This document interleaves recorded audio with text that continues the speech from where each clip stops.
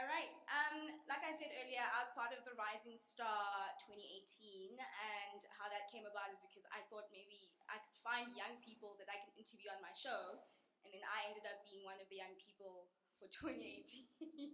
So that was a bit odd, but it was a really and truly amazing experience to realize that whatever it is that I'm doing in my field, in my career, in my industry, is worthy of me winning an award like a Rising Star.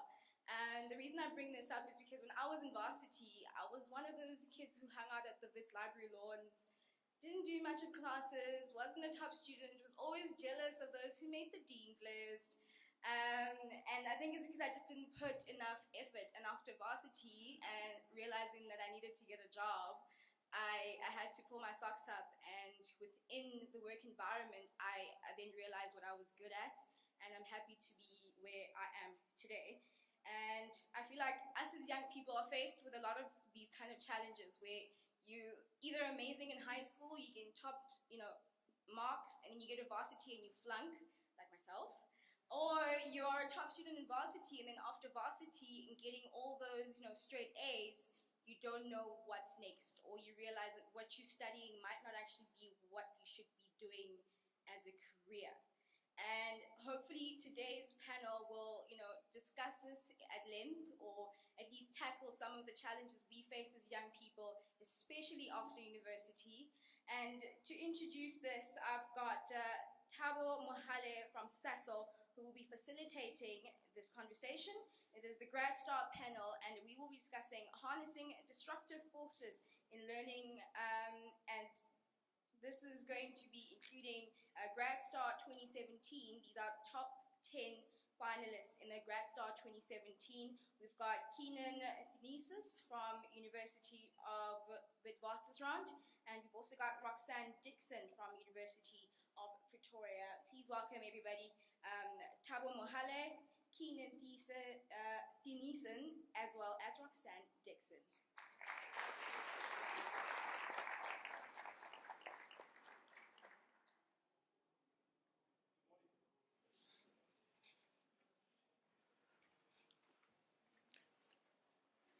Hi, my name is Thabo Mohale.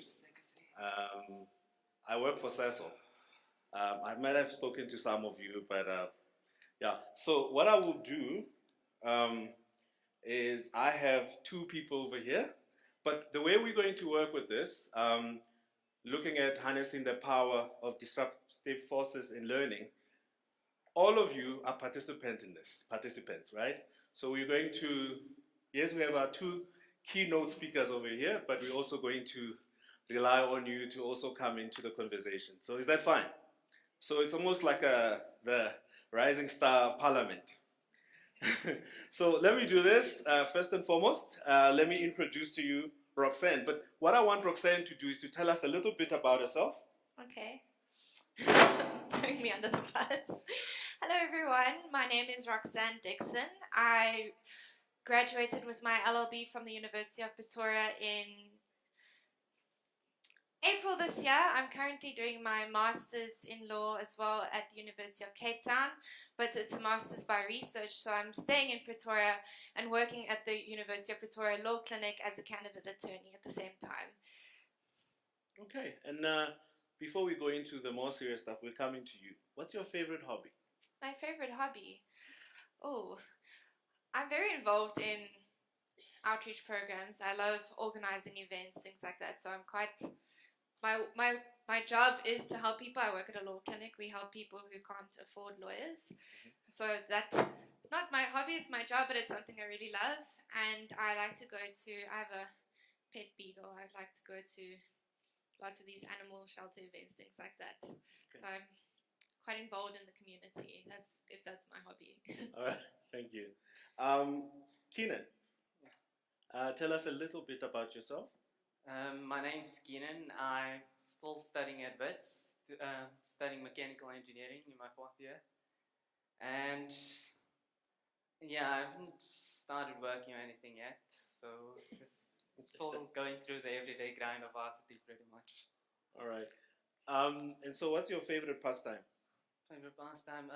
Playing video games. All right. Now, according to you, I'll start with you, Roxanne. When you think about disruptive forces in learning, what comes to mind?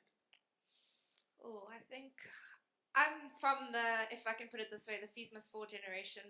A lot of my university experience was, we had a lot of disruptive forces.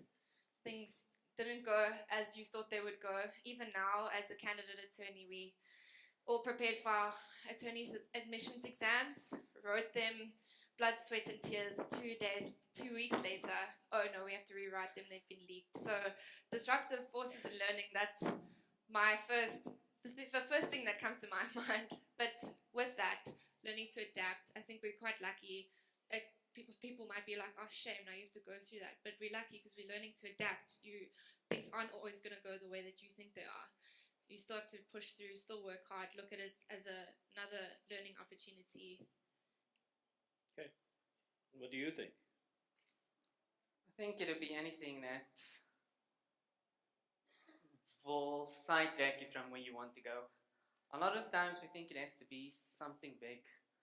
Sometimes it can even be the little things in life, like, I don't know, you get into a show or something and you start getting obsessed with it. And you don't have your focus where it should be.